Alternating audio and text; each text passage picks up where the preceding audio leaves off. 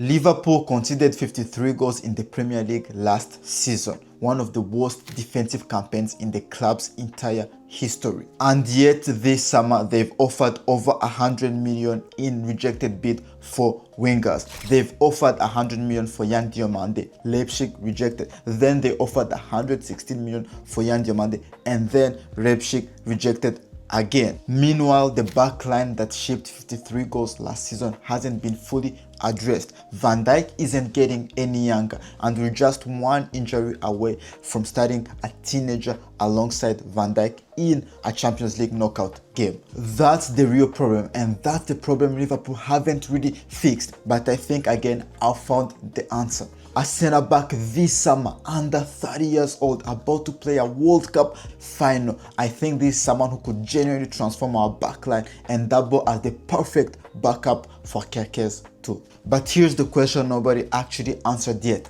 Is Facundo Medina good enough for Liverpool? Well, I've watched every one of his single performances at this World Cup, and I think the answer might actually surprise you. For those who don't know him, Facundo Medina is a 27-year-old defender who's Argentinian, who was born in Florito, the same actually birthplace as Diego Maradona. I think I can stop the presentation here. You understand that if he was born in the same place as Diego Maradona, he's as talented as him. Now that's a joke, of course. So his journey to the top level football was like typical, like most of South American players, especially Argentinian players. He played for Liverpool youth team, and then he was transferred to Tareas. Let me know if I say it really well. And then the Lance scouting department did it really well. Again, they found a player in the South American market in Facundo Medina, so they signed him and brought him in the French league, where at Lens he was easily one of the best defenders in the whole league. And then he earned his move to Marseille, where he signed a contract till 2030. He's left-footed. He's just only 6 foot, which doesn't make him the most physically imposing defender, but he wins through positioning and timing over really power. His signature strength, I can say, is his ball progression numbers. He is really comfortable on the ball. He's a genuine defensive player marker, which is comfortable building attacks from the back. That's why he also plays a lot as a left back, and this World Cup with Argentina he was a starter, and for Argentina he's already had 11 caps in total. And if you have watched him in this World Cup, you can say he was easily one of the most composed defender you've seen at this World Cup. He started the World Cup against Algeria, where he had a decent performance like all the Argentina team, and then Austria, where I think that was maybe one of his best performances of the tournament, where he even delivered an assist. And then there was that Capo Verde also performance, which was again decent. So honestly, for so far, if you've watched the World Cup, I think you can say that he's been comfortable. So Spain qualified for the final against France, where they've dismantled them 2-0. And for me, the player who made it happen wasn't Lamine Yamal, it wasn't Dani Olmo, it was Rodri. Again, he's composed, dominant. He is exactly the type of player that you need in the biggest games. And honestly, I'm starting to question if I've ever watched a better CDM in my life other than Rodri, because the images that Rodri has in the most important games of his country, of his club, are just incredible. I think Rodri wins the Golden Ball, and his chances to win the Golden Ball are really low right now, which brings me to today's sponsor. This episode is sponsored by Kalshi, the largest prediction market in the United States. Here's what makes Kalshi different. You are not playing against a house. Kalshi is a peer-to-peer trading. You buy a yes or a no contract on whether something will happen, and you're trading directly against other users. Think of it like buying or selling a stock. The line isn't set by some algorithm working against you. It moves based on where the money goes. Public opinion sets the price. Right now, Rodri to win the Golden Ball is trading at just 7%, meaning a $20 trade pays out $268 with a correct prediction. And as that probability shifts, you can buy in or buy out of your position at any time to lock in a profit or cut a loss.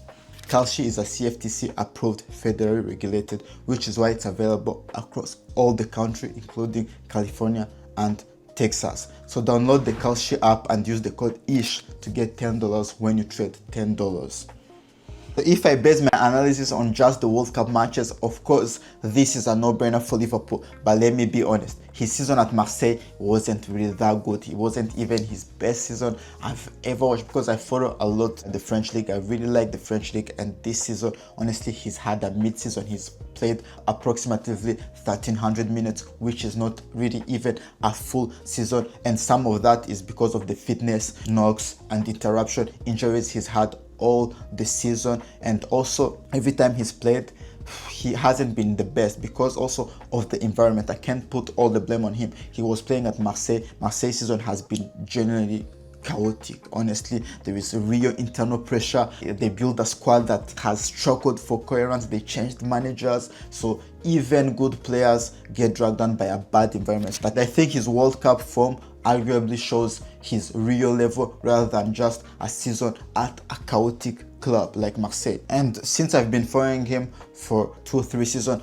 I think he fits Liverpool really well because, first of all, of the age. I think he arrives in the right age with the right experience. He's just turned 27, which makes him not a project. He's already a ready player who's ready to make impact in Liverpool from day one. And the other thing is that at Lens, I told you that at Lens he was one of the best defenders in the league because he played under Frank. He thrived in a system built around aggressive and counter-pressing style. Lens played really like sort of, think about like Bournemouth. Lens is the same style, or we can even compare them to the clubs Liverpool, really a team that is really energetic. So for me, it means that he would already thrive in an Andoni Iraola system. He would understand what Andoni Iraola would demand. Talking about Iraola, I think we can genuinely assume that he has a preference for ball-playing centre-backs, players who can advance, who can also create from deep. And Facundo Medina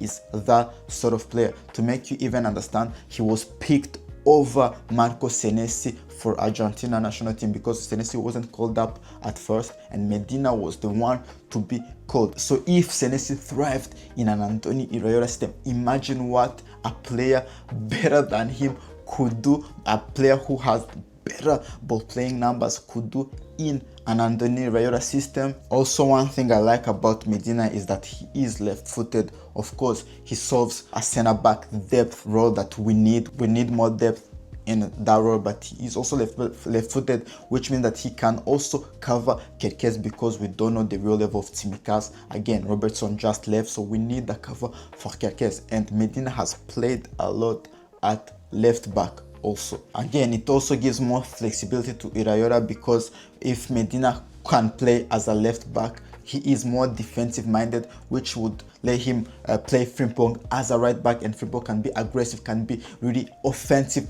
as a right back because the other left back would be defensive. Really, I think this signing makes a lot more sense. Also, watching Iraola's press conference this week, he insisted on the need of experienced players to cover position on the short term because of injured players. We know that Leone is injured, Conor Bradley is also injured. We don't know the level they're gonna come on, and you can't really expect them to come and just tear everything. No, they've been out for serious injuries, so it will take time to adapt. And the only really player that we have who's versatile in that backline is Joe Gomez. Joe Gomez can solve the issue of a center back and play even as a right back, but we don't have a player who can do that also for the left-sided defense. So that's why I think really bringing in a left footer, someone who has experience, and especially also at the price that honestly Marseille would sell, I think would be a no-brainer because again, Marseille would ask around 25 million. I don't think they would ask for more. So that for me would be really a top move, because also, when was the last time that Liverpool brought in experienced players? It's been a while. The last player I can remember is Wataru Endo, and that's why this makes me think that it will be like a Van Dijk-esque signing, not because he would have the same level as Virgil van Dijk. No one will ever reach that level. I don't think we'll sign a defender that will be as good as Van Dijk, but because he already arrives in his prime years from day one, and that's not something, as I said, that Liverpool have done recently. And compare that, for example, to Jeremy Jacquet. Jeremy Jacquet, he is only 20 years old. He's a real talent. Of course, he has a great setting, but as his manager also said, Jeremy Jacquet is more of a project. He's good on the ball, but doesn't have a track record at the top level, and that's okay. So you need the experienced player to sort of work with these young players and honestly give them the platform also to be better in the long run. I think Facundo Medina isn't really a bet on potential. I think it's a player who can solve a problem from day one. I think he would be like our sort of Hincapié. Look at Hincapié at Arsenal. He really brought in a profile that we needed. Look at, for example, a player like Guardiola at City. We don't have really that profile in the team. And I understand Liverpool fans really want to go for players like Nico Schlotterbeck, like Alessandro Bastoni, but I don't really see Liverpool investing that amount of money in this year, especially with also, okay, we need depth, but we don't have also only 2 defenders. We have young players already. We also have experience in players like Van Dijk. So going and signing a 50 million defender who will be our 5th choice doesn't make sense. It's better to look at opportunities on the market, and especially that most of these players, like for example Alessandro Bastoni, if he leaves, it will be for 80 million. Nico Schlotterbeck, he just signed a new contract, so it doesn't really make sense. That's why I like to dig deep in the market, and the World Cup also was a nice platform because you could observe a lot of these players. So guys, I want to know your thoughts in the comments. Liverpool fans, would you be excited by this kind of transfer? Do you think we need more experience? We need more cover also at that left side of the defense? I want to know your thoughts in the comments. And guys, I want to know also what's your prediction. Who do you think wins the World Cup? That Spain performance really convinced me. And in this video, I've insisted of the importance of having a midfield. Rodrigo was my example, and there is a midfield in the market I think that could transform really Liverpool's midfield. If you haven't watched this video, I'll put it here. And guys, if you enjoyed this video, make sure to like and subscribe for more football content, and I'll be back for a Liverpool related video on a winger that Liverpool should sign and would solve also our problems on the wing. I'll be back. Ciao.